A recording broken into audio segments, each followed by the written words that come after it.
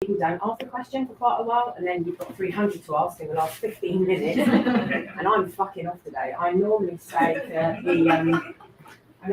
for the after party just tonight because it's the awards, but at the same time I've also got a really important awards ceremony for something else entirely that my daughter's involved in because she's over in Dallas at the moment. So I want to go home and stream it online and watch it. So it's all about trying to manage connections. I'm not here for the next couple of months because I am in Disney actually for the same sort of thing that my daughter's involved in with cheerleading. We are at World's Youth Summit and Summit, so we've got 87 athletes going over to look after, of which the youngest are 10 and 11. That's funny. Have you had a shower for 5 days? Have you eaten chocolate? Yeah. Can you eat? Are you drinking water? It's basic, but they're athletes, so they're pretty good, and we expect quite good minds from them, which is another reason why I go. We talk a lot about mental blocks and psychology and other things because it's my everyday world and life. So I really do hope you have some questions, but I also have a couple to start with. So the one question I've asked, and this can be about anything. It can be anything to do with kink, psychology of kink, how to play, how to communicate in a relationship, how to negotiate, how to fight, how to just anything that you can think of. He says, try and keep it related, like slightly. That is the whole idea. We are here. We are at London Alternative Market, so it can be that and everything. Because the Wi-Fi is here shit. So, somebody asked me. Hello, it's okay. Hello. So somebody asked me, I had a session with a dom recently that was really intense in terms of pain. Now, interestingly, what I don't know already is what does intensity of pain mean to this person. So I'm making assumptions in my head that it really fucking hurt. Maybe it was up and down hurt, maybe it was prolonged hurt, but what I hear is it was intense. That's all I can listen to and go with at the moment. It was beautiful and everything was done with consent, which is a lovely sentence, and I do think we have to make that clear sometimes because people don't always understand. We think, oh, I'm really hurt this person and how am I with it? And it's really important that person says it was done with consent. But the next day, and for a couple of days later, I felt confused. I felt I was grieving something, but I don't know what. I took care of myself and eventually it left, which is, I don't know how it left, but it might have done. But I'm wondering, why was that? Is this drop? What and why do these sort of things happen psychologically? Interesting question. So as soon as they've done something fairly intense, so I guess I have so many questions about that, and I can't ask the person, so that's quite set in. So, is this a long-term relationship? Is it a short-term relationship? Is it a one-off? How experienced are they? How experienced were they? All of these things matter. What was the negotiation beforehand? What was the aftercare package negotiation like? What was going to happen? What did you expect to happen versus what did happen? Was there any form of open skin left at all? Was there any bruising? These are such an important part of the package of asking in any way, shape or form. Do I expect affection afterwards? Do I want 20 phone calls? Do I want to tell you just to fuck off and leave me alone? Otherwise I might break your head off, like during that point when you're giving birth to a baby and you go, never fucking touching me again. That sort of stuff, like that intensity. So there are so many more questions that help with the answer for the individual. And what's interesting, the person is asking about psychological, but actually what we have to look at is wound healing as well. So when we hit and hurt someone, it's quite normal for us to have an inflammation response. Maybe we get swelling. There are 3 very distinct phases to recovery when we cause a wound. I don't know if this person was tied up, caned, flogged, had their skin ripped off them piece by piece as the other person ate it. I don't know what happened in this session. So that's also a little more complex. I also don't know this person's psychology. How are they with what happened? Or do they, and these are all questions to ask yourself when you're playing and doing stuff.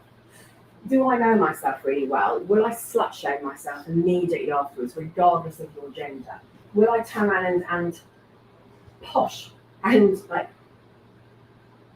not just posh, but even intellectually shame myself? Oh gosh, that's not the right sort of thing to do. Why did I do that? Nice people don't do that. And let's go for gender for a little bit and take it as binary. Sorry, that is what the research is at the moment. So that is sometimes what I have to share rather than trying to include everybody all the time as much as I really want to and love to. It's not always possible when we talk about research. You know, if women on average are brought up, little girls are brought up to be people pleasers and always be really nice and get things perfect, how does that impact them if they've just had 35 cocks, 14 fists, and a shit ton of anal and been pissed on? How do you make those things work for you? If you have been brought up as a man's man and you don't cry and and you've just fucking beat you've really just beat this human being, and let's say they are a woman from that heterosexual pattern that we get and that coding that we get from our parents that's written into us, how do you deal with the fact that you just given her a black eye, or she bled, or she's begging you to stop, or she's this snot-filled mess of, and you still find her like, oh, that's such a fucking turn on, I just need to hit her again. How do we deal with that? Like, you know, my cock's so fucking hard and my cunt's dripping, these responses, these physiological responses that we have. So how much shaming is there for us in each session as well? Or if you are that perfectionist, I have to take it in order to be this good girl or this good sub or this, again, regardless of gender, in order to please, I must take or do, rather than do I really fucking want this and what's the implication of that? All these things matter. So we have a physiological response in terms of inflammation, swelling, different responses. When you're in that first stage, like depending on the sort of injury you've got, like if you fall over and you turn your ankle or twist it on a doorstep as you're going out, you're in so much fucking pain, you're very convinced it's broken. Actually, it's less likely to be broken. A sprain is incredibly painful when you do. You know, when everything comes apart and you're like, oh, I can't walk and I can't do anything forever. And it takes a much longer time. A broken bone actually takes a little less time. Depends on the complexity of the break. And I'm going to assume most of you won't be breaking bones in each session. I don't know, you might do. You might like it. I had one of my best friends definitely wanted a bone broken. I've got two people I know really well during play. One had their rib broken, one had their finger broken, very consensually, just snapped because that's what they wanted.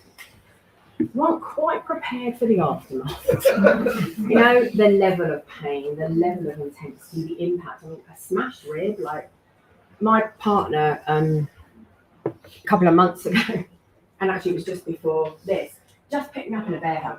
Big, huge person, picks me up. Fucking hate being picked up anyway. Picks me up and just goes crush, and you just heard my rib go. I couldn't breathe. Really took quite a long time to have that. You know, I'm pretty good at that self-calming shit. I preach it. Doesn't mean I can always fucking do it, but I was there over the sink. He's like, oh my god, and I was just like, shut the fuck up for a minute. I don't know how dominant you are. Let me just get on top of this pain. What do you think happened? Did you hear the crack? Yeah, he said, yeah, I heard it physically outside of your body. And I was like, oh man, can I at least pretend it was a kinky story? And like, can I share it? Unfortunately, he just gave me a hug.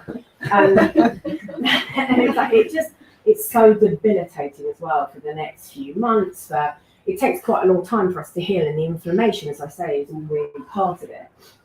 We go through a different form of healing process depending on what sort of wounds we've got. I've got writings on all of this if you want to follow me or look at any of them. I've got a massive writing on the sort of wounds and injuries we can incur, also about healing processes, what it means, what you need to do, maybe. And everyone's body is different, the same as everyone's mind is different. It kind of feels like a lot of this stuff was more psychological. Why did this happen to me? Could it be dropped? And they called it sub-drop. A grieving. Grieving is interesting. It's a loss of something. So you might have heard of the different sort of loss theories there are, like Kubler. Is anyone here into psychology or do any form of psychology? So you can always write to me and ask me for a free CPD certificate for these as well, because, you know, for an hour and a half of CPD, that's probably going to cost you a couple £100, so don't, you know, you get it for the, just write to me, but you have to tell me your real name and you have to tell me your real email. I mean, I give you mine, that's what you get. It is a little bit of trust, but if you want one, I'll write one out for you and you can take it, and it helps because we have to do, well, it depends who you're registered with, you have to do a certain amount of hours of CPD. By the way, that's a bollocks. You don't have to be registered with anybody in the UK. You can call yourself a fucking miracle worker. That this whole thing, whereas I actually see I've got an MS couple in America. By the way, if I talk about anyone, I have full consent to talk about those people.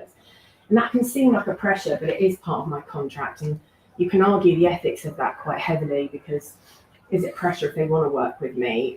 When they get to know me, I don't give a fuck either way, in the most loving way. If you tell me you don't want me to talk about it, I'm going to talk about it. I've got plenty of people who are happy for that to happen around. So, and they get to know that. They're both psychologists, they're both registered, they're both licensed practitioners in America, and they see me as a couple, and we have separate sessions sometimes for different things. And they are licensed over there. It's a very strict regime of how you practice and what you do. Over here, you could have done a weekend course. So please investigate and talk to your therapist, and actually don't always go by learnings either. I know some great people with PhDs and they're fucking cunts when it comes to therapy. They're useless. And they're not interested in the relationship or how it builds up or bringing stuff up or helping challenge to move someone forward in any way, shape or form. I also know people who say, you must have this qualification, especially from PIG therapy, the GSRD. That's been quite touted a lot recently. You must do that one. Well, my supervisor wrote it, and he'll say, if he's got a question, he'll come to me and somebody else in the UK if it's about clinical quality. I haven't done that. I'm not going to do it. I don't need to do it. Clinically, I just don't need to give it. But all these things, even that I'm talking about now as well, really matter if you're seeing someone who is kinky or poly or different things. You need to know about some of the physiology. You need to know about the responses that we have. You need to know maybe about nutrition for afterwards as well. And that's why I'm saying about the aftercare package. However, this does sound more psychological because they use the word grieving. A lot of people take very traditional responses to grieving, like Kubler-Ross and a few other people. But actually, Kubler-Ross originally wrote their theory for people who were dying, not actually for people who had died. So there are alternatives that we can look at afterwards, and it's really important to understand your own process, because grieving just means loss. So I just wonder in this scenario, what does this person feel that they've lost? Is it some form of dignity? Are they shaming themselves in some way, shape or form? Is it purely just a reaction? So we talk about sub-drop a lot. It doesn't exist. But hold on just for a second before you walk out. There's no such thing as sub-drop. We all drop chemically after any form of experience. Anyone here ever done a show or a musical or competed in sports in any way, shape or form, or done a concert or something? In some way, pick up right. So when you come off, often when it's done, like these kids who are competing today, they've flown to fucking Dallas to compete. It's such a big deal to win this competition. And this group have an awful lot, the one that my daughter's doing, have an awful lot of pressure because they've won it before. In fact, they've never lost. Their new uniforms are written in gold because they have never come second. Never. Oh, fuck me, that's a lot of pressure. If they're going to be the first ones to drop something, and they're going to get dropped anyway. So when they fly home and they're finished, they're going to go and do some nice things. It's the same when we go to Summit in Worlds. I remember watching, my daughter still does it, I remember watching one particular group the first day, and I was like, oh my fucking good God, I was crying with excitement and thrills. It was fucking awesome. It was like, oh, they're going to go through. They went through in just under second. They had to get through to the next day. What my daughter's really good at is playing the score sheet. So she studied everyone else in the next one. She'll change this, and this. Hit again, we win. It's a definite with her every time. She choreographs for other people. I then burst into tears because I watched them drop at least 4 times in a row. And you're like, what the fuck happened? Like, what went wrong there? But the grieving afterwards, that the shit we could have, we didn't. How do we feel about that? Maybe they did say this was really beautiful. So maybe we're grieving the loss of something really lovely that we now don't have anymore, and that's a standard that we're going to, or maybe they're not going to see this person again, or maybe they also hold themselves in that sort of place where, I don't know if you've ever had a scene or met someone, one of the biggest fuck-ups we can have is our own expectations. When you have an expectation of something or someone in some way, shape or form, and they don't live up to it, you just fuck that up. It's us, it's that expectation. So I'm wondering where their expectations go, how it goes forward or doesn't. What does it mean? I've had amazing sex and play with people, and actually some of the best sex and play I've had is with somebody who's a complete and utter fucking cunt, and I'd never want to see them again. They're untrustworthy, they're not easy, but my God, are they good at the mind games? And oh yeah, that's because they are in life as well. So they lie. And I don't ever want that experience again. So again, it's about expectations. What does it look like? What am I doing? I think we also need to really take into account the physical, as I say, with that healing. It can take weeks to heal from something. You don't also know what's happened internally. Maybe you have to understand the bruise is actually blood. It's not, oh, that's pretty all the time. It's not just a pretty mark. It's not oh, shiny, lovely. A lot of us love marks, a lot of us don't. But for 2, 3, 4, 5, 6, 7 different people to receive a mark, physiologically is so fucking different. This person needs to be beaten close to death to get a bruise, and this person, you poke them and they're bruising. Depending on medication, depending on different things that they're going through, or maybe what they don't even know about their body. I've had cancer twice. I had chemo the first time. Completely impacted my right side. I definitely mark differently. I can't play in the same way either now. All these things need to be taken into consideration. So if I'm playing with someone, am I grieving the loss of something I could do but now I can't? So there's so many questions that come with this sort of stuff, and it's really good to ask these questions of yourself. How do I heal? What sort of person am I? We also know, for example, if you're in a state of stress, so psychological stress. So if you have depression, and a lot of us say we've got something, and actually there is no diagnosis, especially around neurodiversity at the moment. I've got this. I see so many little kids. I see a lot of kids. And when they come into my therapy room, I always want the parents with them for at least the first 6 sessions, because actually what you're trying to do is change the whole family dynamic. Because if this kid is self-harming, if this kid is doing something, it's all about creating acceptance, creating ways forward, working, and being very honest. Had a little girl, and and I looked at her arm, and she's got a lot of cuts, and you look at the parents' response. Oh my God, my child's mutilating. The fear that comes up is big, and it's how do we change that? And she said, well, I've taken everything away. And I was like, why? She's still going to do it. I said, what do you use, razor blades or pencil sharpeners? And she looks for pencil sharpeners. Okay. So surely it's better that she has a kit where she does have some sort of first aid. She does have something. Now, some therapists won't see people who self-harm. Is what we're doing, self-harm by proxy. It is for some people. At least make sure your fucking top knows that it is. I need this pain. At least have the consent there for that. And we all heal differently depending on what sort of state we're in, and maybe if we're really tired and we're not getting enough nutrition. We know that food can be quite medicinal. If you just have a session and you go for a shit ton of sugar, you are going to get a crash. I mean, to get a crash, actually what you need is a really good form. You need proteins. Proteins help re-heal and sort out the body, and Jewish and Asian mums have it totally right. Chicken soup. If you're a vegetarian, I'm really sorry. Suck it up. I'm kidding. I don't mean that. But get a high protein. Work on these things. Make sure you've got these things healing your body so you feel better afterwards. You've then got that whole aspect of how we respond and the stress that we're under. If you have depression diagnosed, you 4 times more likely to fall into the category of people who don't heal well. So it's a really long-term healing. So, and it's interesting because if you look at the brain and the way the brain is made up, and if you look at certain places, especially like the insula, how we process pain, whether it's physical or emotional, goes through the same space. There's so much research now to prove that if you feel really down and you're really struggling with it, and you take a couple of paracetamol, it's going to help with that pain. Isn't that mad? Do not all start taking 20 paracetamol a day, okay? Completely not. So it's just an awareness of that it helps with pain.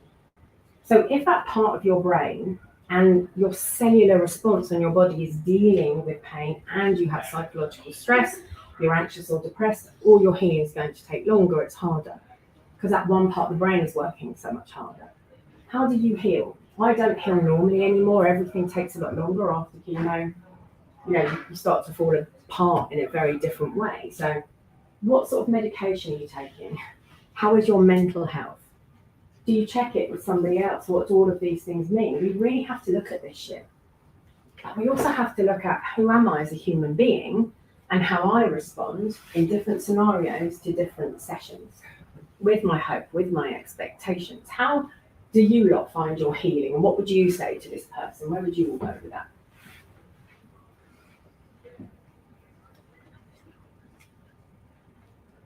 What would happen for you? Do you know yourselves? Do you know how you respond? What you would do in response to somebody else? Do you know? We talk about catching feelings as well, don't we? Fucking hell, like I love the whole new. It is fucking new. Old woman, right? Really old, 60 in a year and a half. Been doing this for nearly 42 years in June. The intensity of what we feel can create more feelings. But if you're even doing it without the pain, without the shit, just the intensity, the difference in communication, and especially if we're neurodivergent, anyone here, self-diagnosed, don't give a shit, anyone here neurodivergent in any way, shape or form, like a high percentage of people. It's really interesting to look at the correlation between neurodivergence and kink and polyamory and different things. For me, it comes down to two very mild basics. And that is if we're autistic and we don't read people, and we're ready, and I am diagnosed as well, neurodivergent. So if we don't, so when I say we, I do also mean me, depending on what you've got, we don't always read people with autism, depending on where we fall in the spectrum. If you're born male, you are more likely to be autistic. ADHD is also tested very much on little boys who can't keep still and run around all the time, whereas a lot of female ADHD, again, only through the testings that we do, which are very fucking binary based, women tend to run around in their heads. They're quite still, but they have lots of little habits and stims that they do and little things. We like to move or sway or do different things and struggle with that sort of stuff. It's also really interesting in women if you look about when you come on in your cycle and when you bleed, because you need more estrogen in your body to create dopamine. And people with ADHD don't work with dopamine in the same way that neurotypical people do in any way, shape or form. And then if you've got someone like me who's not only postmenopausal but has had cancer and has estrogen blockers in her body, so I have no estrogen, so I was hypermobile. There are quite a few conditions that also like are comorbid that come with neurodivergence. I can still near enough do the splits and stuff, but it's getting harder over the last year or so because there is next to no estrogen in my body, which means everything is a bit drier and not stretchy and not as flexible and movable. Whereas my legs used to go, whoa, hey, it's like, oh, fuck. And it's not just age, it's the lack of estrogen, which means I also really then struggle to produce dopamine in the same way because it's a precursor, one of the basics around it. Really interesting to ask people who have periods, when do you feel more down? When do you feel more in control or out of control? Because if you've got more estrogen in your body, you feel better, whereas neurotypicals, they're at that point of, and I feel like shit. It's often quite oppositional. So why would neurodivergence be really attracted to this? Well, autism, if I don't understand where you're coming from and I don't understand the social cues, everything about what we do should be negotiated, spoken about. It's worked out beforehand, so I fucking know exactly where I stand, and that feels lovely because I don't have to read you, I don't have to guess, and I'm going to say and wonder that you are somebody who's going to be fucking responsible for themselves. This is a huge expectation, honestly. We all think that we're not, but we're like, oh, they must be better at this. That's where it goes wrong. That we do negotiate better, that we have more knowledge, and that we will share and do things differently. And you'll know, because you read about neurodivergence, you'll know whether I have something like rejection sensitivity dysphoria. Will I be okay with that? And there's so many techniques and different things that you can use. And there's so many people like me who run workshops and say things for all of us. So we can glean a lot from different people. And for ADHD, if you think about half the stuff we do, it's fucking exciting. And it creates a lot of norepinephrine, endorphins, and different things hormonally, which also impacts healing. Especially if you're on a high and you're feeling good, you'll actually heal better and quicker. We then feel good about those things. So we're dopamine chasers, we're dopamining, as a lot of people put it. So a lot of BDSMers will dopamine through their play and through their interactions of somebody else likes me, and so will some polyamorous as well. When you're saying healing, do you mean mental or physical? Or both? I mean both. So your mental capacity impacts your ability to physically heal, and your ability to physically heal will also impact your mental health. So I used to heal really quickly and I didn't bruise. I definitely bruise more now. I take aspirin. There's been some really interesting research around if you've had cancer and you take aspirin afterwards, especially around bowel, breast, and a few other forms of cancer, there are a few tests, and it's a huge worldwide test that actually taking aspirin and thinning your blood a little bit with a 75 milligram. Fucking do not take, if you don't all go and take aspirin now, do your own fucking research and speak to your oncologist or a doctor. Don't just listen to some weirdo in a dark room. So fucking do your own research and be responsible. I couldn't do one, I did a couple of, you can sign up for different pieces of research if you have anything wrong with you. And my sister had cancer for the first time when she was 30. We had secondaries within 6 years and was told she had 3 months to live 20 years ago. And she did all my PICC line care and looked after me. Amazing. So like, and it's also, I love epigenetics and genetics. They're a real hobby for me. Like, why am I weird? Why am I kinky? What to say about me? How's it gone down generations? What does it mean? What's the trauma in the past? Especially when we talk about transgenerational and epigenetic scripting through the years. Whose fucking trauma am I living out? It doesn't feel like mine. And that's really hard sometimes for a lot of people. But it's also going to impact how we heal, how we feel about these things. What shame we have, what difference does it make? So both play into each other. Like if I'm not healing normally, physically, it might bring me down a bit, which then makes the healing harder. Like you can't win really. And vice versa. If my head's not in a good place, I'm not going to heal in the right way. You have to look at your relationship for this person with yourself before you look at any other relationship. Like, how am I feeling about this? What does it mean? And we do need to do a little bit of pre-mortem. How might I guess what's going to happen? What does this mean to me? Just have a look at some implications of I might feel a bit down. Well, what do I need in those 7 days? We all feel down. When I'm working as a therapist, people are really happy to come in and say, I feel like fucking shit and this is why and I know exactly how it happened. Actually, you don't. You think you do. But it might be, I fucking hate the word triggers. I much prefer patterns and predictors. They are definitely more my thing than... If you use the word trigger, if you walk in and you're wearing a red coat, oh my God, that's just triggered me and it's your fault, right? It's totally your fault. I take no accountability and responsibility for it. You should have put that word. You should have done... Well, it doesn't fucking work that way. We need to do much more realistic therapy.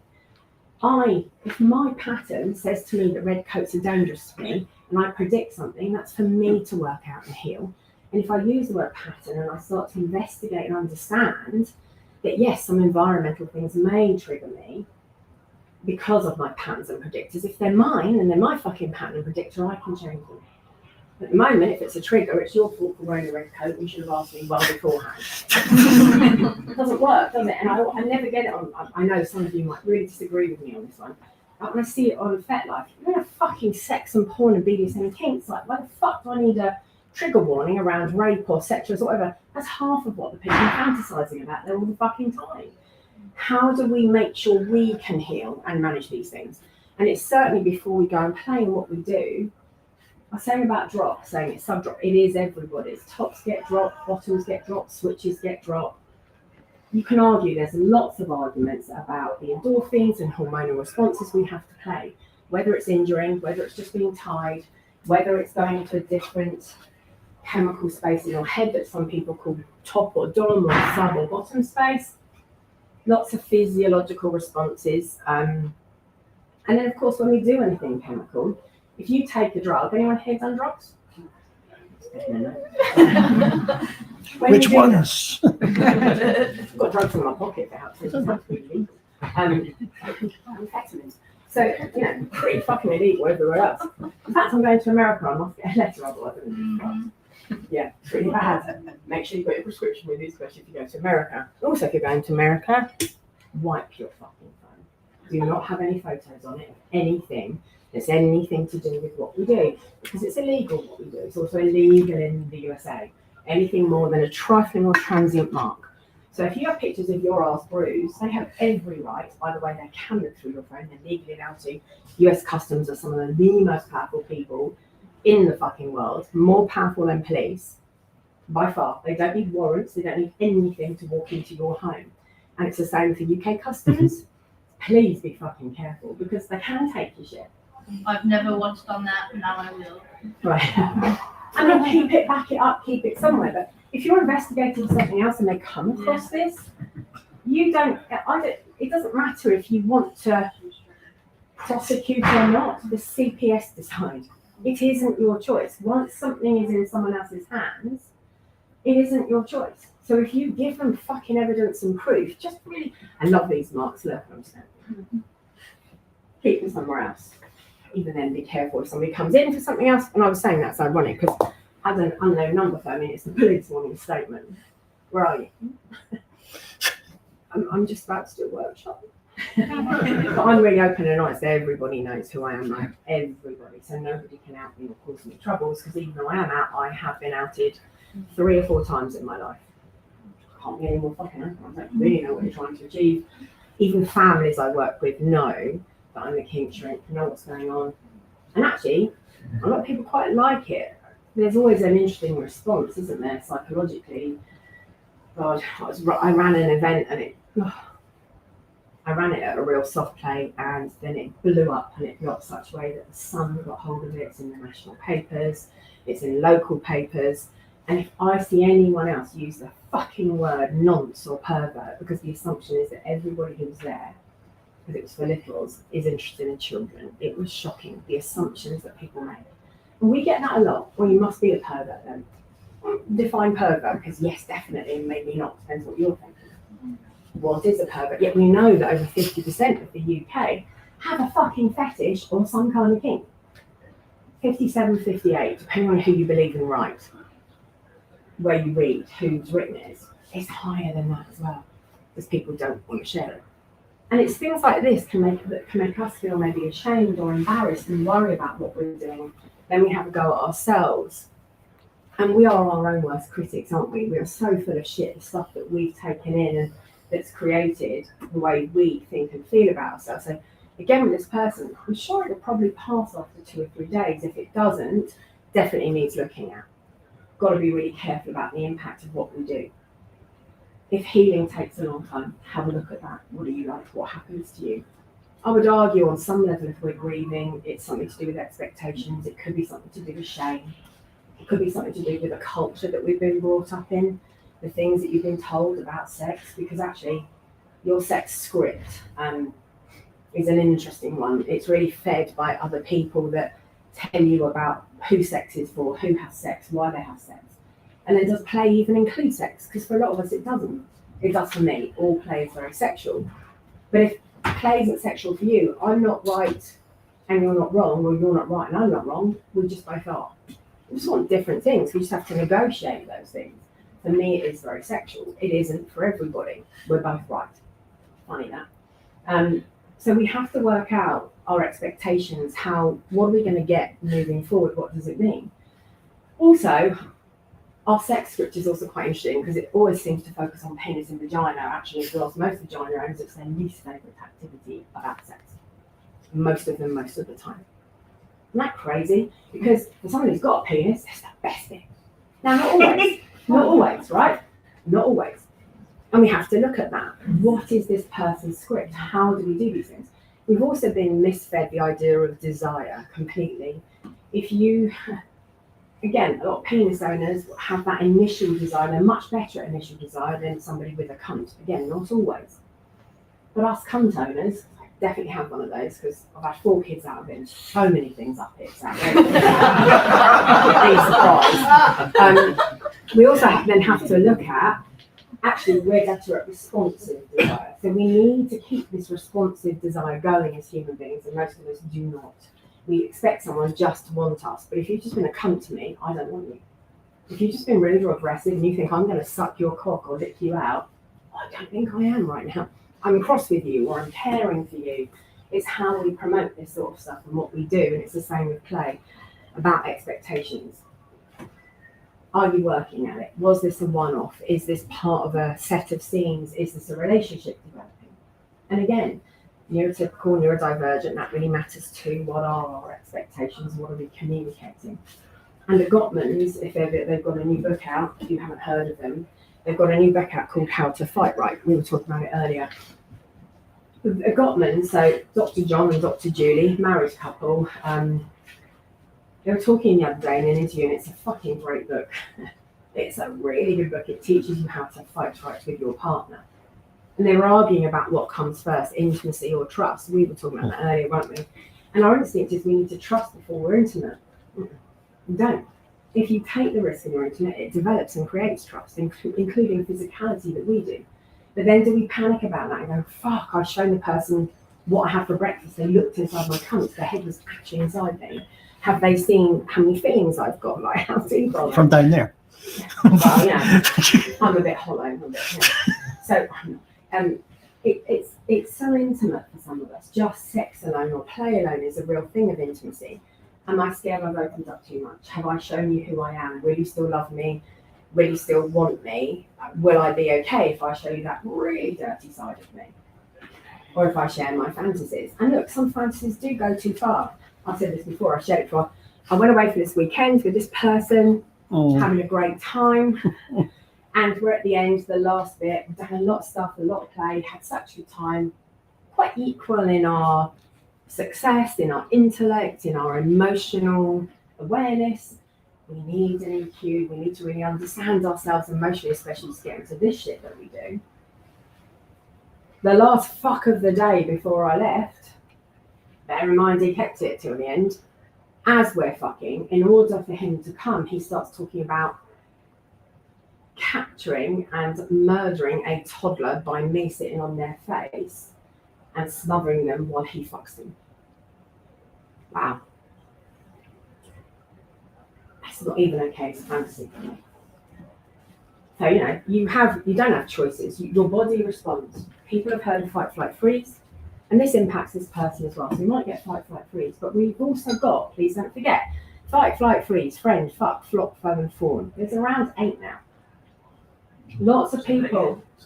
Fight, flight, freeze, friend, fuck, flop, foe, fawn. In a sexual arena, freezing is really dangerous. In a play arena, fawning is really dangerous. Fucking speaks for itself, it's really dangerous.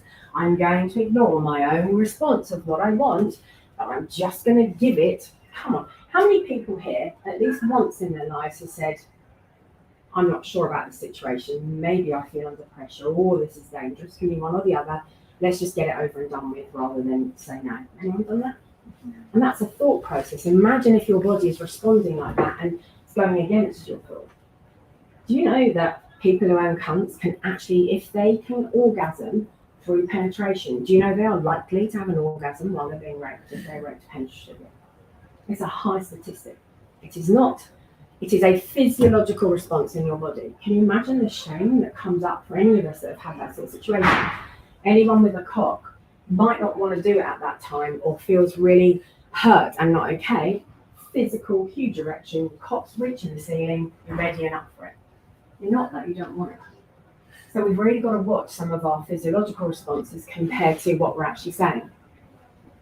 Anyone here ever had sex with somebody and they just go very still and quiet and you think, oh, it's okay, they're still consenting, it's all right. They didn't say no. We're a lot more educated nowadays. I would argue that was fucking common. Bearing in mind I'm 59 in June, it was so common. Like when I was 18, 19, 20, it was just standard. Consent wasn't given. I mean, consent wasn't even around on the scene then. I started when I was 17. It just wasn't around. It was, you will give that person a blowjob to get into that club. You will sleep with that person to get access to this sort of area or how things are. It's a very different world. We're much better and aware of consent. We also misread and expect consent. Actually, we don't realise our part in it. But of course, if you're fawning as a response, yeah, okay, whatever you want, yeah, no, I'll do that. Yeah, that's fine. Yes, I'll do it. Gosh, we really need to work on that before we put ourselves in positions where we're just saying yes and we don't really know. And then we get retroactive withdrawal of consent because it wasn't really consent in the first place. We were fawning as a trauma response. Now we've just complicated the whole of life. So you can see that this question just brings up so many aspects of who are you? How do you respond to things? Do you know yourself? What does it mean? What's your history like? What are your expectations? It's so much more complex than just a question. Or that's just, I think like that because I'm a fucking therapist. You know, like, there is an element of that. Of course there is. I'm always curious about people's process. But if we're not curious, we don't find the answers. And our bodies are really clever at this. There's a lot more research into somatics and body responses than there ever has been. the mind absolutely works. We have to understand the neuroscience of the brain, but we also have to understand the connection to our bodies to work that shit out as well. Got to be pretty good at both. Got to work it out. And there's a lot to work out over that really simple question. What would your answer be to that person? I've had a grief-like response. I feel like I've lost something. Could be drop. Could be. What would you answer that person as? Do you have a different response to me? What are your thoughts? I think the only thing, because it's obviously we know very little apart from what's been said, is more like you're aware of it now. So make a mental note, discuss that with your play partner, and then the only thing you really can do is see if it happens again, and see if there's a pattern behind it. And maybe it means just talking a bit more about the intent, because maybe she wasn't expecting that from the outset. Yeah, wasn't expecting that response. It was But there's very little if you haven't had that before, without feeling it again. I've got a massive writing on negotiation, and within that, what I say is, do think about what you potentially want afterwards, because also you've got to be realistic. If I want you to phone me 30 times on Monday, and you work in a fucking nuclear plant, and you're inside somewhere else, and you haven't got your phone for 10 hours, it's not going to happen. You can't. How do I look after myself? How do my friends help me as well as this person? And is that the right person? If they've just done the things to me, is that definitely who I want it from? What does it look like? And is this an unusual response? Have I had it before? And then if it is unusual, why is it there? Is it about the person? Is it about the expectations? Is it physiological? Did I not eat all day? Am I feeling really down? Like, I do think before we do a scene, we don't ask enough mental health questions or even basics. Are you in an okay mood? Is this something you want to do? Yeah, no, I'm fine. Oh, that response now worries me. I'm not feeling it. Like, okay, listen, I would rather we had no regrets. I would rather we didn't. There's always tomorrow. There's always another day. We can always redo it. We can always do something else. You can never undo what damage has been caused. So let's go slow, let's have a look, rather than that whole, I'm fine, I'm great. Have you had a stressful day? How are you feeling? What's happening? What meds are you on? Yeah, the expectation because you, what's the word? Promise. Not necessarily promise, but you've scheduled it. Yeah, so, but even that's a promise, isn't it? For a lot of people. There's so much stuff out there. We talk about whether we should schedule sex in or play. The answer is yes. But it's a no as well in brackets, right? So yes, we should schedule something, because actually, again, if we go to desire long term and it's just responsive, often we don't have the initial desire after 6 months or a year or 18 months. It can always become like a bird and, I've got a fist and flogger tonight. My back's hurting. Oh God, he wants to be like, fuck, they want to do this. Oh Jesus, I've got that gangbang tonight. Your eyes are fucking budgies corrupt. What can I insert quick? What's going on for me? For all sorts of different reasons. And it's crazy the thoughts you can have sometimes. I share up my own stories. I remember once having, I'm going to be very graphic here. I remember having... Only now. Only now. My fucking my Pinterest profile comes with a trigger warning just about my mouth generally. So I come to a workshop or anything. Then in therapy, I say it how it is. Even I've got an autistic 13-year-old with lots of violence between her and her mum, and I'm like, what the fuck are you doing that for? Like, but she responds. We have really good conversations rather than trying to be this person who knows so much more and investigating with her. It doesn't always work. And actually, her headmaster set up a session with me last week, and he went, "What the fuck is your secret?" I went, "Oh, you swear too." Like,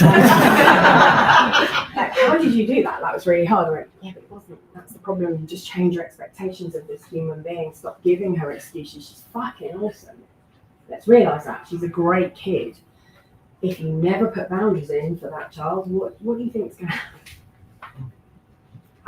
Yeah, and some of the things she does, are jail worthy. She's going to end up inside, but she's changing. The headmaster said she's under no risk anymore of being expelled, even though she's in a special needs school. They're taking her right down to the next category. She fundamentally changes, so I'm always graphic, that's for sure. I remember being in this gangbang, and I've got a cock in my arse and cunt. I'm kind of on my knees, but I'm holding on to two other people's cocks, and I've got a cock in my mouth. And all I could think of in that moment was, God, if everybody lets go, I'm just going to face plant. I was turned on. I was like, Priorities. oh, my head went, someone was like, bring it back, bring it back, bring it back. And there's so many interesting things that happen to us in response. And yet what we want is for that person, really. I'm sure all those people around me just think, she's fucking loving this. I hope she does. She's having a great time. They're not going to think that my head went to, oh, break my nose again. But we don't think about those things. You can feel, I went through a glass window when I was 20, 21. You can still feel where the glass chipped part of my bone out. I had 28 stitches in my face. My mouth was off to here, from here to here. This was done, that was done. Fucking hell. Here we go. I was just thinking. Was that because they all pulled out? No, because my sister locked herself in the utility room and I was trying to get to her because we had one of those playful fights. And it's 4 old panels of glass. I was born in 65. It wasn't safety glass. Even in my 20s, you know, it's still in the. I went to open the door, missed. My hands went through it. And as my hands and my knee went through it, my face just took the brunt. And I was tiny and wearing cream. I was like a size 6. And I just looked down and it looked like somebody just picked up a whole bucket of cow's blood and tipped it down me. I found it really funny. I was seeing a policeman at the time. It was funny at the we went into A&E and he knows everyone. All right, all right, okay. I went, don't you ever fucking hit me again. And he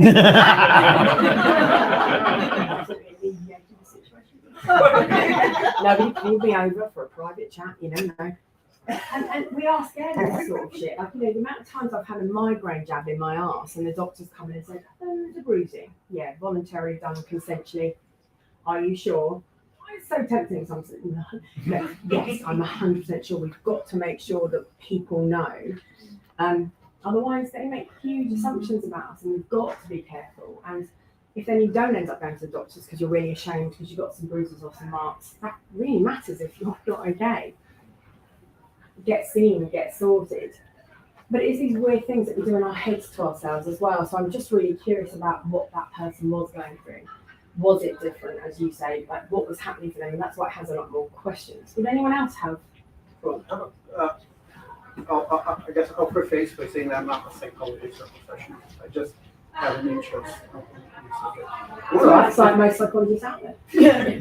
Sounds good. I wonder if it's like rather than a trauma, like information was maybe like a trauma response. And I think specifically I'm curious if there's, and I don't know if it's something you believe or you hate maybe, like there's a relationship with like internal family systems and kin. It's like Yeah, so that's what I'm talking about when I talk about transgeneration and epigenetic scripting. So, of course, when we are brought up, it's the conditioning, or I think I use the word coding. I really like that our parents teach us some form of coding. So, imagine you've got mummy and daddy volcano, and you've got baby volcanoes. We learn all the smoke signals.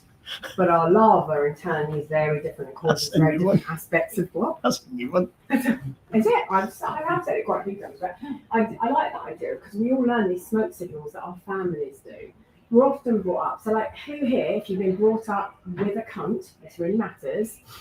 If you've been brought up with a cunt, who cries when they're angry? Has tears. A fair proportion. If you've been brought up with a cock, who actually doesn't even know they're sad sometimes and just gets really angry. A fair proportion. We are taught our emotions. We are taught what's acceptable, what isn't. Look, when we cry, we release hormones. It's incredible what we do, and you can test those hormones in the tears. You can say this person was sad, this person was happy, but they're different for each person who has this response. But actually, most people who have been brought up, they don't cry when they're angry. Why don't they? Because they've been taught that anger is completely acceptable, that it's okay. But you should grow a fucking pair and be a real man. I'm never sure what that looks like or what that is, but you know, you should be a real boy and a real man. You suck it up and get on with it and grow a pair. Was it Betty White who said, why do we tell men to grow a pair? Like, we should all tell them to develop a vagina. Those things can take a real pound. Rather than kick something delicate, and yeah. they're down. Like, why do we force this upon human beings about this is the way you should be? Because it's more acceptable to a family, which you can argue is the system. And actually, it's really worth looking at family systems that you're set up in them, what that means, what this impact has had on you. especially if you have to be a good human and you have to please, and it might not be a trauma response, it's just your cultural response with a small c and or a big C, depending on what country you come from. If I say to you, I want you to think of like a very, so we're going with a stereotype, right? Why not? You're in, let's say you're in a funeral in Yemen, right? And I'm not saying you ever have been or you're ever going to be. Your imagery of what the women do, do you know what women do at that point? Have you ever seen that much more? Have you seen the way women warble and throw themselves on the coffin really violently and screaming wise?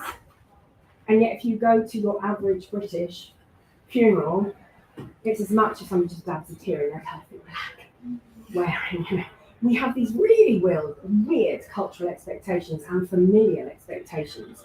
And in order, if you imagine that a family is like a Fisher-Price family toy box with all the shapes in, there's a square, you put the cube in the square, it fits. They come with a hammer, don't they?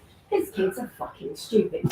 So they don't look and say, that's a sphere, it needs to go in a circle. Of course they fucking don't, because we're not born with this shit, we're taught it, we're educated. And the family systems therapy says that everybody has their shape, has their way. And it's really interesting when people come into therapy or they find out you're something you're not, like kinky or poly. You're not fucking square anymore, that doesn't fit in our family. And they'll hit you with a hammer to try and change you back. And I watch people change in therapy and I say, look, you're going to lose some friends on the way. People are going to think you're a selfish, complete and utter fucking twat. And we do go through a selfish phase before we bounce back in therapy sometimes. And that can happen with lots and lots of different aspects. It isn't one swing and we're done. Unfortunately, it's hundreds in different ways because of this familial expectation and where we think we fit or believe or what we're taught. And that can be around attachment issues, that can be, oh God, it's around so much. And it also, with all the research that we know now, when we look at transgenerational or epigenetic scripting, if you've got family systems that keep promoting this sort of shit, who here, when they were brought up, if you've had children or you want children, think, well, I'm not going to bring up anyone like my parents did. Anyone ever had that response? So you do the opposite. So your child's still fucked up because you didn't listen to what they wanted. And then they turn out like your grandparents because they think you're a piece of shit. So then they do the opposite. Fuck me, we keep it going. And we really do keep it going. Now, do I think kids should get everything they want? Fuck no, of course not. Jesus, that's really dangerous as well. We have to learn how to deal with other humans and responses and different things. And we need to find healthy coping mechanisms, good ways of understanding our feelings and managing it. And we talk about masking being a really bad thing. People know what masking is, especially for neurodivergence. It's when we kind of pretend to put this mask on that we're okay or we manage stuff in a certain way, when really we're going, you're fine. Look, everybody has to mask to a certain extent. I say this so many times. If you are outside in your front garden pruning your beautiful white roses, it is fucking inappropriate. If Mrs. Smith, who's 92 from next door, asks you how you are, and you say, I think my arse is bleeding, I took it 3 people off the last. Fucking hell. Like, let's find some propriety about my kids used to have, I've got 4 daughters, have 3 rules on swearing, for example. So Darcy, my eldest, comes home and says, Mummy, I always know when I get that. Okay, what are we talking about here? Mummy, I was called something today. So she's following the rules. Okay, sweetheart, let's go through it. The rules for my children were, if you understand what it means, if you understand how to use it in context in the right sentence, but the 3rd rule is the hardest. Do you understand the rule here? If I use that, what are the implications of using that and the impact on the person that's around me? It's about, I'm trying to teach consideration at the same time. Now, I have a cow tongue. A cow tongue is a Victorian description for somebody who can be eloquent but swears like a fucking whatever it is at other times. I'm really aware. Actually, if you want to look at the research, swearing is a sign of intelligence. It doesn't mean you don't know the words. It means you do know the words. And we also know that when you swear profusely, like if you're in the middle of a play and you're not somebody who says, fuck, shit, cunt, piss, bollocks very often, the more you say that, the more it reduces your pain. Like if you're really hurt and you do something, there's lots of research on if you swear really profusely in that moment, it reduces pain. So my kids are definitely allowed to go, fuck, shit, cunt, piss, bollocks, even at the age of 4, if they stub their toe. Just don't do it in front of Mrs. Smith, the primary school teacher. because it will get you into trouble. There are consequences. So some masking is very good for us. It keeps us alive, but we have to find that balance between who am I and where can I be myself? Who are my people? How do I show myself? But then we're also doing this interesting thing where we show too much vulnerability. Sometimes when you see what people write online, and at the damage, it really scares me sometimes. Or I had a little girl come up to me at a cheer competition. I'd never met her before. She said, "You're Deb, aren't you?" And I said, "Yes." People know who I am for lots of different reasons. I do lots of national and international talks. I know everybody from that perspective, but not everybody's going to know who I am. Same as here. Who the fuck cares? But I get that quite a lot. So I was like, "Oh, okay, yeah, I am Deb Schmidt. Yeah, so I've got chronic OCD. I can't talk to my mum. My dad broke me when I was 11 to stop talking." Why do you think I told her to stop talking? She was. Sorry? It's not the right place. Not the right place. Oh my God, what's that going to do to her? She's telling me, she's never met me before. She also doesn't know what it's going to do to me. Somebody in the audience last month said, "Oh no, I'm really happy to share my trauma." And I went, "I'm not happy for you to share my trauma. And I don't think you should be unless you really process it or know what it means." Talking therapy does not work for every trauma. Did you know that? And yet we go and talk about it. But if you've experienced something and you talk about it and you repeat it on a cellular level and your body re-experiences it, it isn't good for you. A lot of people come to BDSM and kink to repeat their traumas because they want to get a hold of them. Is that effective? If everything's perfect, it can be. Is there anyone here, like proportionately, who here has been on the scene or practicing this for over 30 years? Anyone? Has every single one of your scenes always gone perfectly and it's always been bloody wonderful and nothing's ever gone wrong? Hell no. Who's been doing this for 6 months? A year? 2 years? So the more you do it, the more likely it is to fuck up. Welcome to reality. A lot of people write to me and say, "I've been traumatized, this person didn't do this was a non-consensual," whereas actually if you read it, it was a clusterfuck of unfortunate, bad communication and or not clarity and or trauma responses and different things, which are heartbreaking. Absolutely heartbreaking, and things do go wrong. There was a woman here when I'd done some of my stuff and she said, "Well, I was choked out when I was sexually assaulted and this, that and the other, but everyone shows me chokeholds, I'm always the model and it's always fine for me, so you're full of shit," what she told me after I shared this. And, okay, if ever you're not okay, get someone to come and get me, and if you are, that's great, doesn't matter. As soon as something goes slightly wrong, as what we see is what we want to control or what we think should happen, your body has a really interesting response to that shit. Really interesting response. Like, if anyone here watch a film and cry, and sometimes you don't even know why. Watching a film, you're in tears. It's got something to do with the shit from your past and your history and the build-up. When you watch a wedding, some of us cry. Some of us like, "It's so beautiful.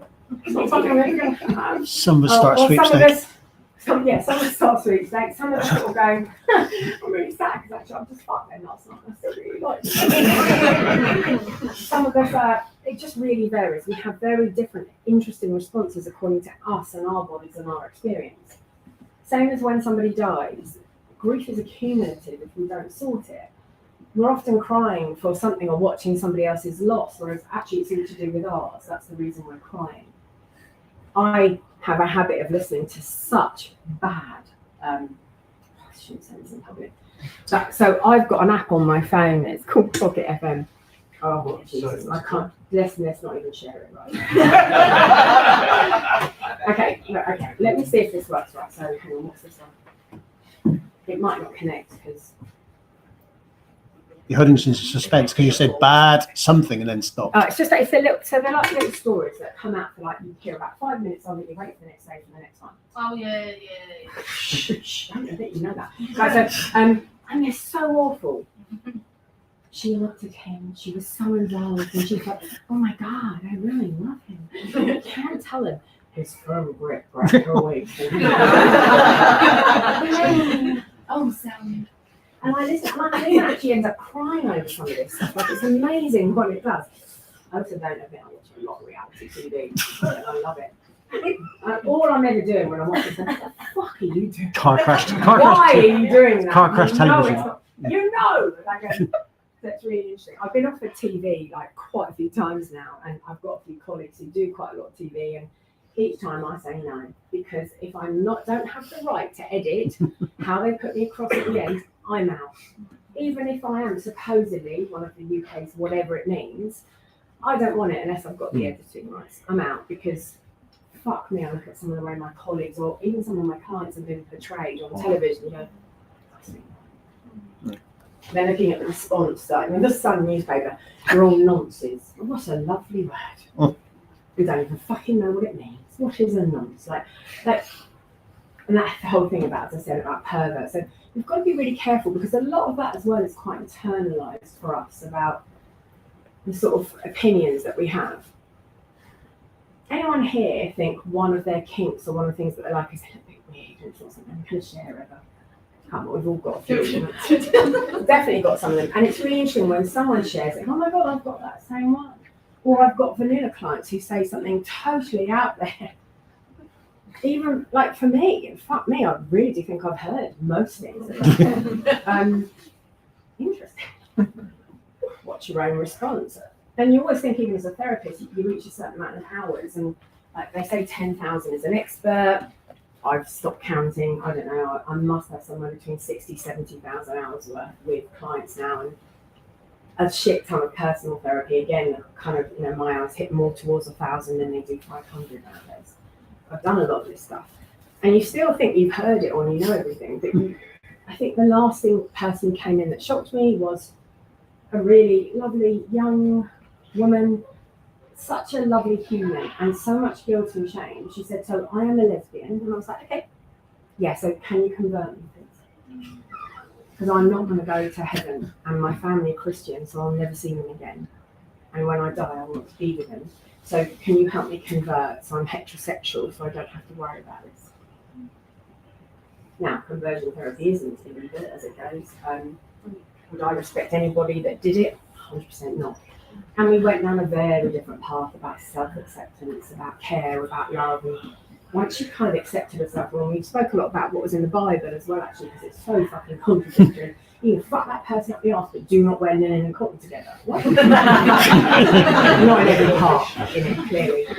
Or you're gonna be stoned for mentioning that. You've got a tattoo. Oh, you're divorced. Oh, you're gone to hell. All these really interesting things. We take what suits us often in our cultures and our societies. And I think we can have a look at ourselves sometimes and think, fuck, I quite like that. Doesn't always mean you're going to do it. I do not want to fulfill all of my fantasies. I've done most of them, but there are still a few where I think I'm not doing that. Like, one of my fantasies is to be severely drugged before a session, so I have no memory or recollection of what happens, that the person films it, does the most horrific things to me, including maybe injury and marking.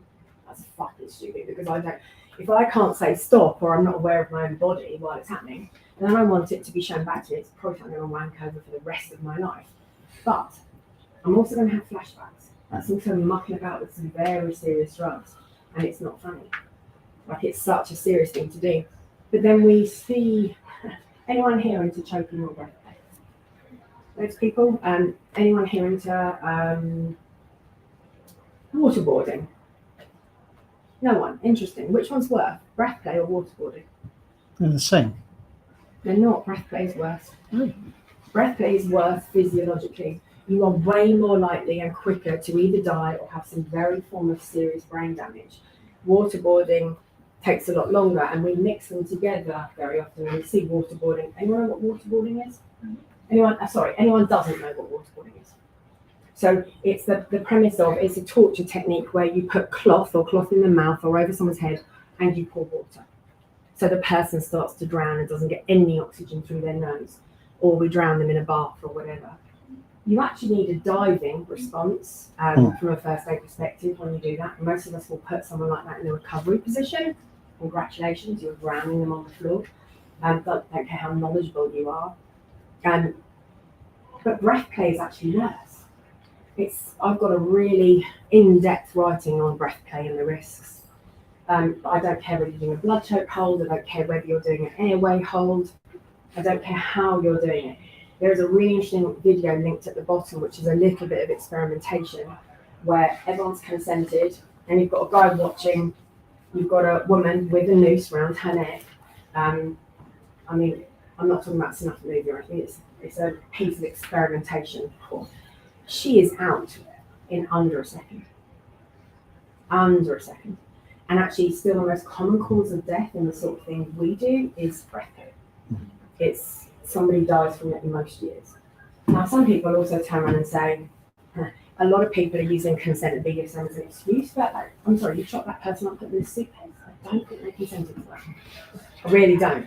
Oh, but it's BDSM gone wrong. You have a fucking saw ready and a massive piece of tarpaulin. Come on, let's see through this shit. However, some people do meet people on BDSM places for things. We had a girl in the next village along who was a very big national, she was international, situation where the person said it was BDSM gone wrong. The problem is she wasn't BDSM. And they could prove that. Where's the negotiation? What actually happened? So breath play is one of the most dangerous things we can do, especially if you're under the influence of any other form of drug, including alcohol. Famous couple in Scotland, like if you saw it a few years ago, where they met for the first time, they played, he choked her out, they went, fuck, I think I've killed her. What would your response be to that, do you think? Fuck, I think she's dead. What would your response be? Ambulance. I'd call an ambulance. He went, I think I'll just go for a walk for now. Left, came back. There was a possibility she could have actually lived. And then you've got other cases where that white famous husband and wife couple, they were consensual to BDSM.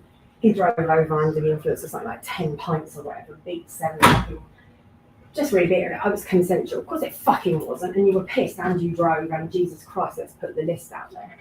Even if we've got consent to do some of these things, surely we need some common sense as well. Let's just build up to that. So breath play is actually what is the most dangerous thing we can do. It has the biggest impact in the shortest amount of time, can cause brain damage and can cause death. Plus you need to take into account so many medical aspects. What drugs is the person on? How old are they? What is their blood pressure? When you do breath play, is that a question you ask? Most of us don't. What is your blood pressure? Is it high? What meds are you on? Why? How many times have you done this before? Because actually it can be cumulative as well. And it's other risks, like if I'm standing, believe me, I've done a lot of it as well. So, especially with that cunt to the next partner who's a liar. But, oh my God, such good sessions. Don't always think about the fact that as you're passing out, if you're standing on a pair of heels, you are going to hit the deck. Is it clear around you what's happening should you catch? I don't read much about choking and everything, but I've heard that it was, and I want to ask if it's true or not to have a bit more information, that more than 15 seconds of choking is way too long. I know you're, from what I'm understanding, 1.2 seconds, Okay. Andrea can actually kill someone. So it doesn't take a long time. However, it's quite hard to kill someone. When you watch those strangling scenes in a film, they are not like, Jesus, I sound like I know, and I've strangled thousands of people. It actually takes a lot longer than you think. But to make someone pass out is split seconds, and then you don't know how they're responding. You're looking for something else, and that's the problem. It's the passing out stage that causes more issues, because tap out if you find you fucking just passed out. You can't tap out. And there's now nothing you can do. So it depends how you're choking and what you're doing. So you've got different forms, like Yarn bar. yeah. Especially if you meet someone who's really into some form of let's say they're ex-army, or let's say that they have been taught how to restrain, how to pass out, which a lot of people have. Or maybe they're into martial arts, right? You knew I was going to mention it. There are ways of knocking people out in a split second. If you know the right pressure, if you know how to hold someone. There are also ways of doing it very effectively, especially if you've got like a blood choke hold where you actually miss the whole windpipe and the whole structure down here, because that causes a whole nother level of damage when the person can't talk for weeks, months, or maybe has even permanent damage. So this here around blood flow to the brain is very different to controlling breath. Putting a pillow over someone's head or doing something controlling breath, actually they can breathe for quite a while like that. Look, if you want to do breath play, please read what I've written. This is not a constructive guide on how to. So anyone like using belts around necks? I've definitely done that. Anyone else done it? Or a lot of people won't admit to this stuff, right? Do me a favour, have a special belt. Don't just take the belt off that you're wearing, even that can sound quite sexy if you're about to fold it over and smack someone's ass with it. If you're going to put it around somebody's neck, that little pin can make the difference between life and death. Take it out. Because when you put it around someone's neck, even if there's no hole there, the pin traps and you have to put it tighter in order for that pin to release. That's the difference between life and death. Take that little, I can't remember what it's called, actually, it's in my writing. Fucking hell, I can't remember. So take the pin out, be responsible. Anyone here, a licensed first aid person or medical that can definitely do resus? Anyone here at top who does breath play and does that? It's no good me knowing how to fucking resuscitate myself. If you're the one that's out. If I'm the one who's fucking past that, right? I'm not going to be able to talk you through it. Funny that. So please just, be aware of physiology. Again, with these sorts of things, be aware of psychology. It always interests me when I remember once having a conversation, it was a London fetish weekend, and this guy said, I don't even know this human. He said, oh, so you're Deb? And I went, yeah, nice to meet you. Yeah, I'm going to always be nice and mask perfectly. I can be nice. Nice to meet you. And he went, I think we're in competition for 3 or 4 workshops. And I said, well, it's not competition, they're just different. Honestly, and he went, yeah, well, watch me get more people than you. Sorry, is that me? Why would you even take that approach? But actually, this person probably isn't wrong, because I find when you have a flogging workshop or a cutting workshop, people are way more interested in that rather than start with consent or understanding yourself or how to negotiate.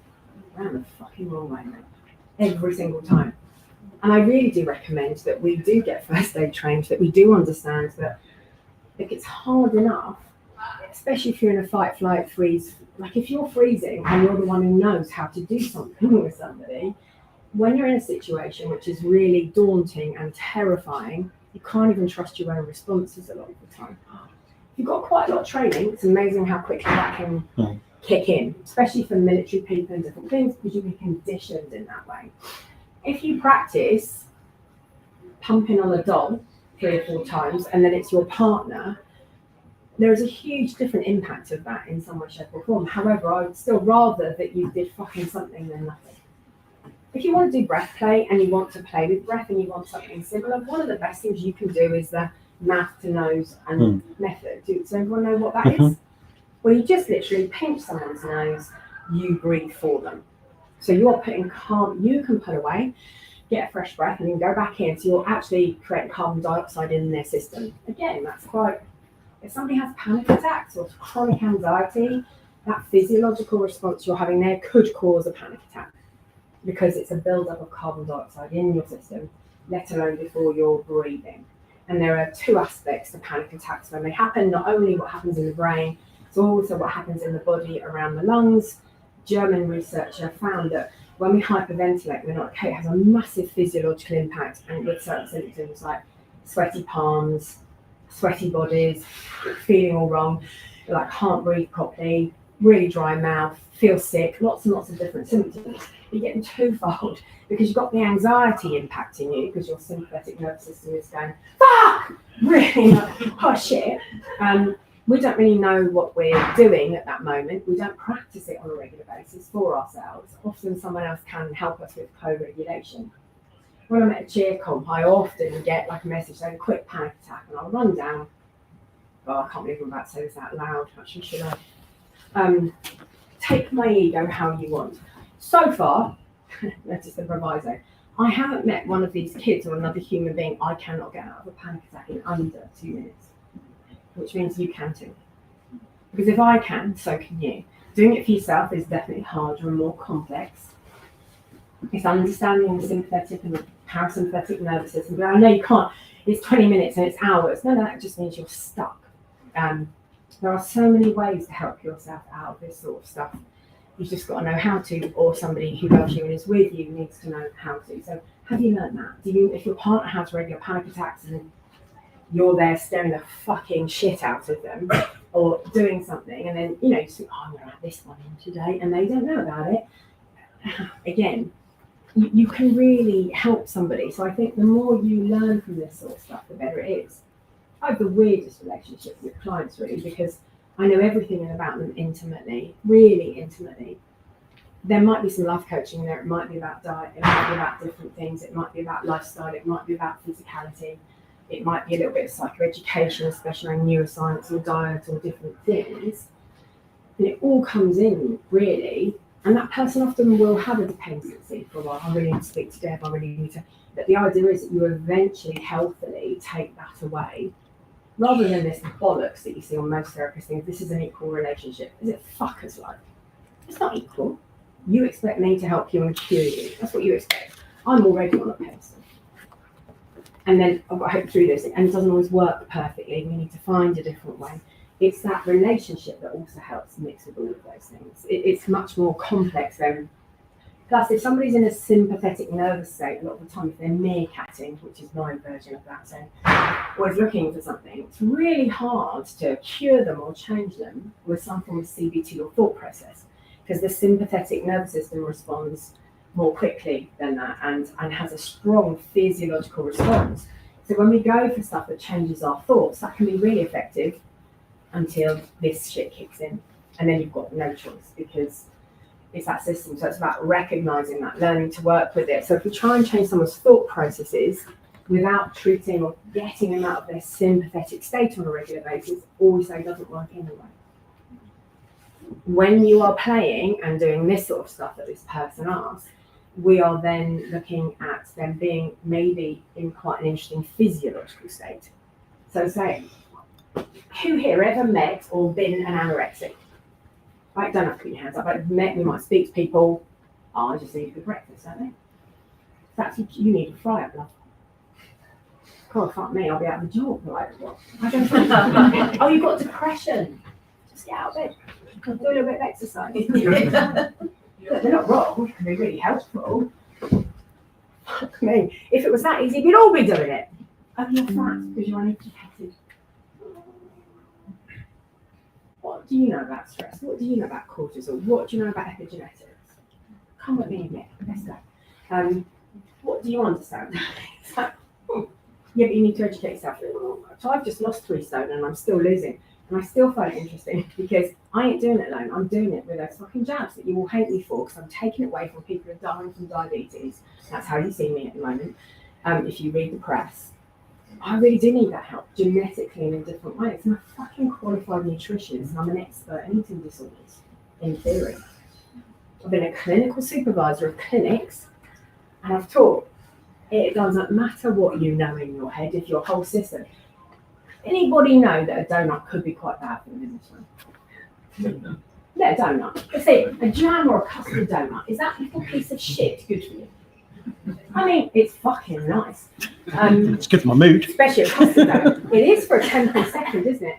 The impact that has on the brain, there's some really interesting research about what sugar does. Same as sex and drugs and rock and roll. You can learn that donut is worth X amount of calories, but it's highly processed, that it's high sugar. It's a fucking straight up, straight down piece of shit. I mean, it's much better if you have the whole 6 out of the cup. Been there and Only done 6. many a time. More gently, it's got to be donut. It's got to be custard and not jam.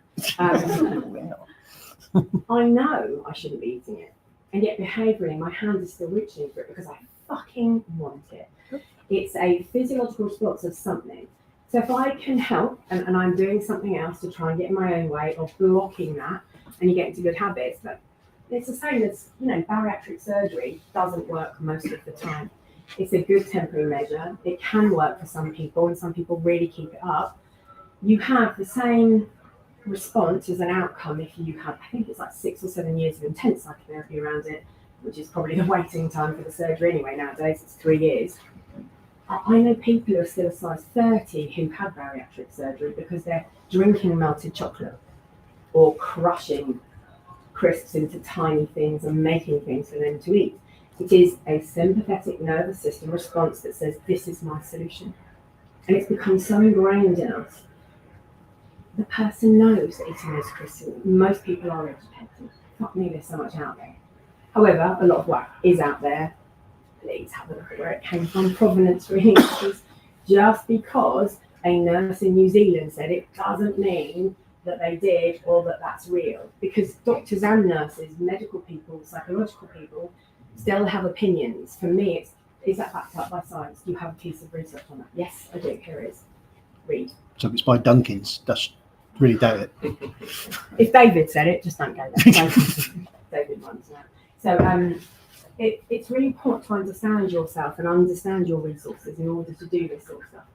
I've realised I've spoken for it. Anyone got a different question before we finish? Yeah, I'm a newbie. I'm concerned. I'm exploring.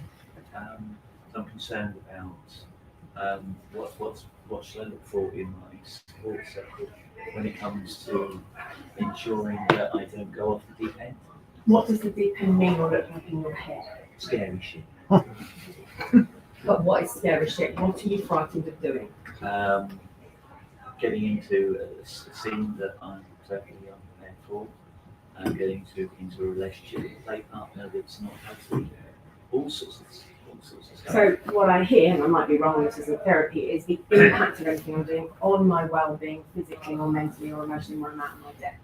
So there's a real fear of maybe over-connection, depending on someone, liking someone, even wanting stuff chemically, because this shit gets in our heads. We have a lot of desire for a lot of these things.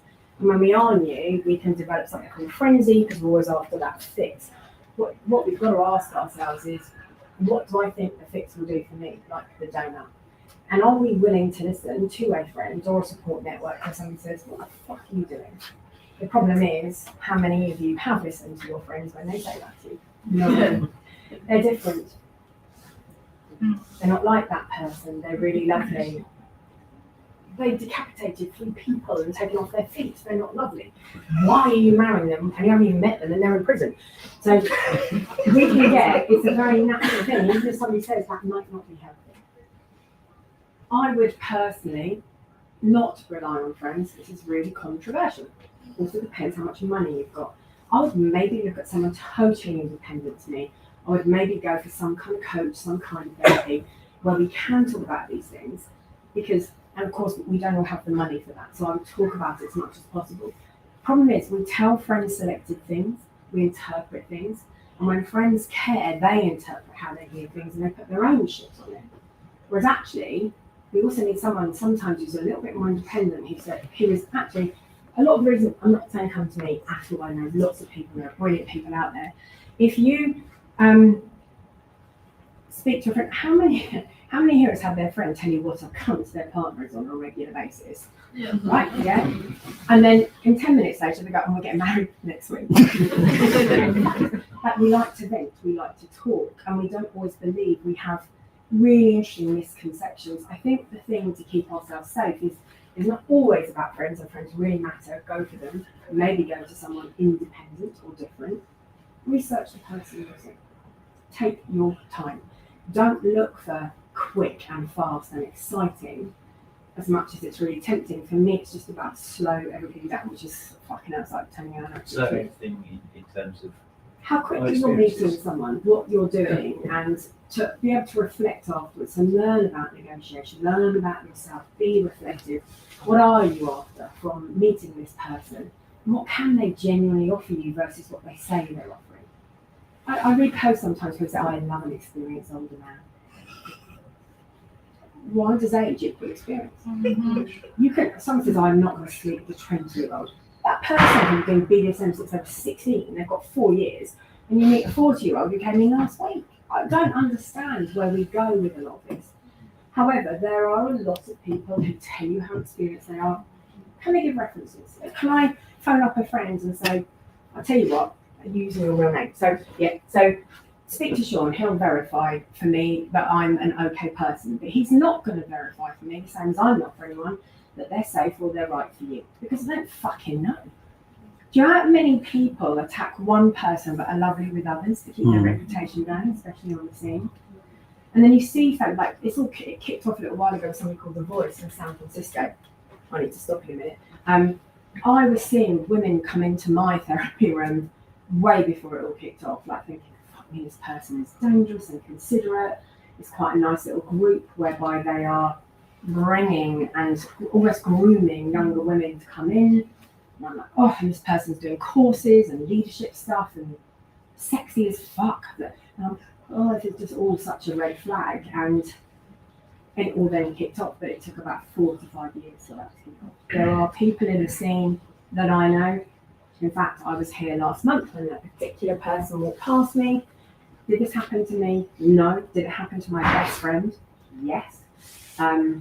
Does that mean her perception of what happened is 100% factual or provable? No. Our perception is right. Our truth is right, but it doesn't mean it is a fact because of our memories.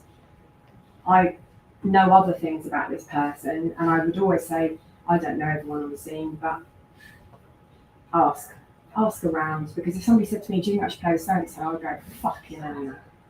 And I will say it.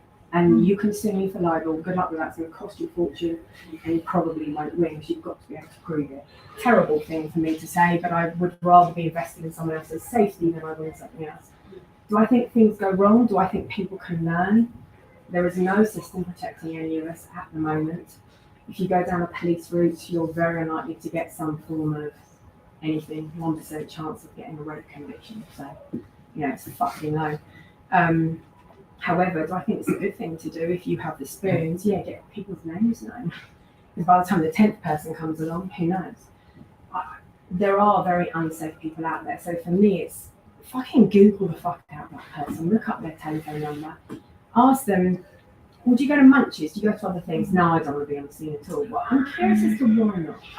Yeah, my friend was actually saying, he said, check out the people, are they going to the Munchies? Do other people know them? So I was thinking, one John I went to the lunch before last, and he came across as a big I am.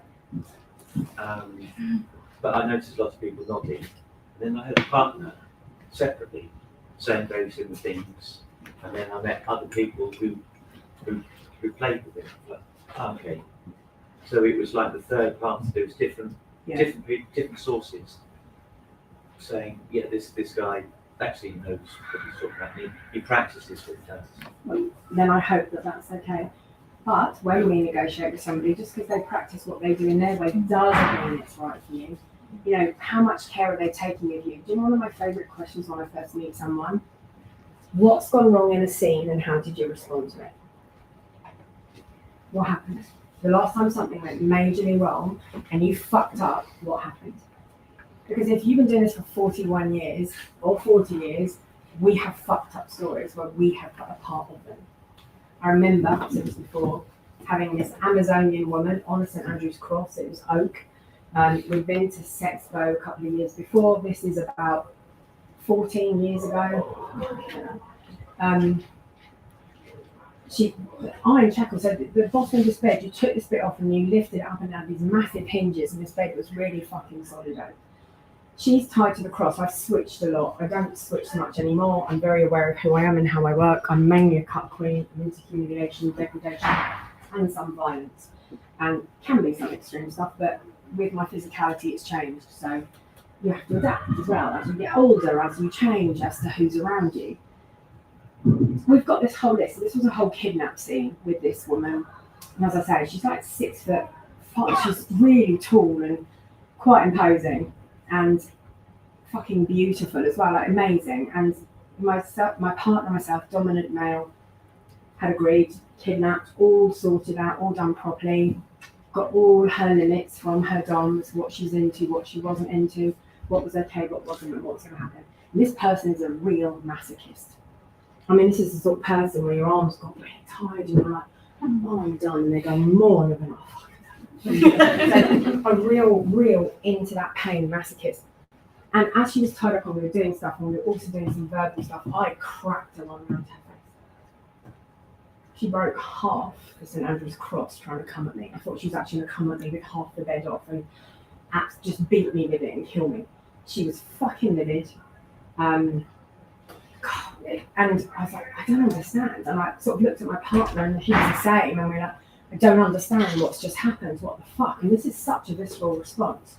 Managed to create some calm. That's quite hard to do when someone's in that state. I found her dominant. Can you help me out here? She's in a bit of a state. I'm not going to talk to her about this right now. She's not in a logical mind right now. I'm much more invested in the care that's needed for her. But I also want to understand what happened. Extensive list. Do you know what his reply was? If you've seen me before, you've heard this. Oh, fuck. I forgot to put that on the list. She hates it. Kind of important. What did I learn? Never again will I get consent from a third party or try and understand things. I will take my time and understand what works for that person and doesn't. I have definitely fucked things up, and this is how I come away from them. We have to look at recreation, we have to look at education and seeing people get things wrong, they need to learn from it if they're not willing to.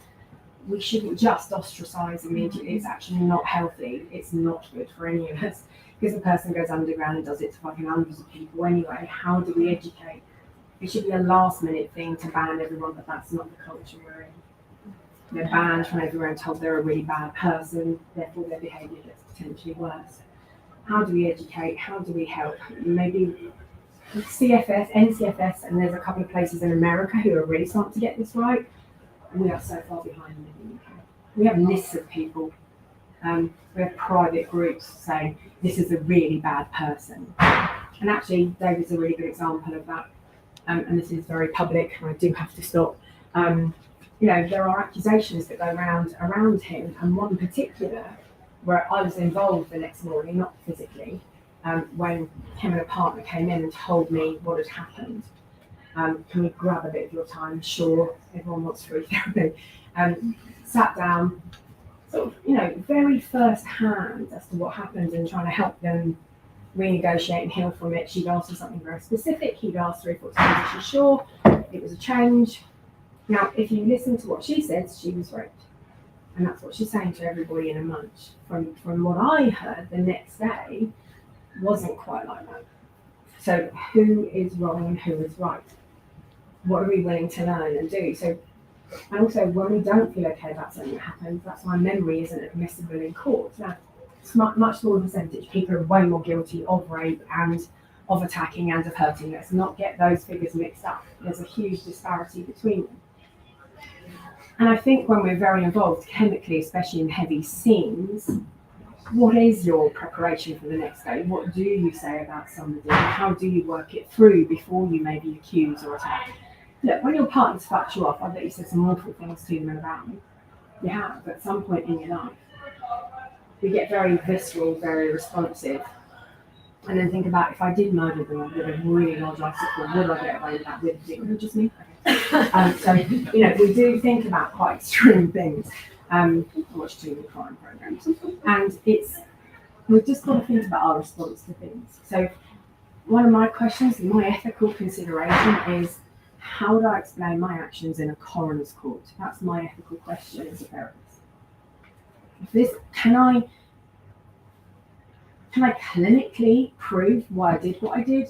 Can I show that I've got support from a supervisor as to why I said what I did? And can I prove that in my education and my learning and how it works? And people have really interesting responses sometimes. You can still do something and go, wow, that's not cool. What's happening here? Just if we go slower, these things get more drawn out. And it is one of my favourite questions. What have you done when something goes wrong? What would you do if something goes wrong? Oh, nothing's ever gone wrong. You're gone. Not interested. If you've got over a few years' experience and nothing's ever gone wrong, you're either not playing enough or you're a fucking liar. All those things are great, and it's all part of the puzzle. Because you can take one thing, oh, that's a really good thing, but it's not part of the whole jigsaw puzzle. For sure. So all these little things that people are saying, how your gut is feeling, that is going to be your best friend. And my biggest one, I say, unless you've conditioned your gut not to help you, is say no to something even if you want it. Yeah, And see their reaction is. It's always interesting to take someone out and have dinner with them. How do they treat people? What are they like to the service staff? Are they rude? Are they aggressive? If you put them and say, I'm not sure I'm into that, I'd have to discuss that because as well, I don't want to do it with you. Like, fuck me, you're not a proper staff. What? Yeah, oh god. Oh, If you loved me, you would. No. Like I love you and still think you're a twat and say no. It's got a boundary. And I think that's very true as well. Like the whole thing about conditioning that, especially, I'm really, really sorry to people in the room especially middle-aged white men who have 20 years of experience, where there is this thing coming in that turns around and says, I have no privilege. And you can come at me, I am a feminist, that's really okay. I'm an egalitarian, I really believe in, we all have the same fucking rights. I think we have to see what I'm a queer Jewish woman, believe me, let's not talk about Palestine and Israel at the moment, because you'll come at me, because we have these conceptions around who people are, and we attack for different reasons. And so I've got a Palestinian client, and the conversations we have, we really have to be aware of our own shit and the impact that that has on us. And I respect and she respects, because our experiences are different. Whereas if you come with absolutism of these people should die, that's where we go wrong. And I have a problem when I meet some people who are so absolute about their kink, the way they do it is right. There is one true way, this is the only way. If you were a good sub, if you loved me, you need to learn. I fucking love meeting a dominant who says that I train all my submissives. In what? I've been doing this for 41 years. I really know how to suck someone's cock, right? Or lick someone out. I don't fucking know how to suck your cock or lick you out. That's what I'm going to learn with you. That doesn't require any training. It requires fucking communication. If you want me to learn all these positions because you think we live on Gore, fine, I actually do know them. What else is it you want me to do? How does this work? It's really interesting, and I really am suspicious of people who find new people very attractive. Why? Why me? I love that one as well. Why are you interested in me? That's a great question. We have to call it there, Deb. Yeah, I have got to call it, isn't it? But I would ask that as well. What's gone wrong? Why me? Especially if someone says, oh, I love someone new.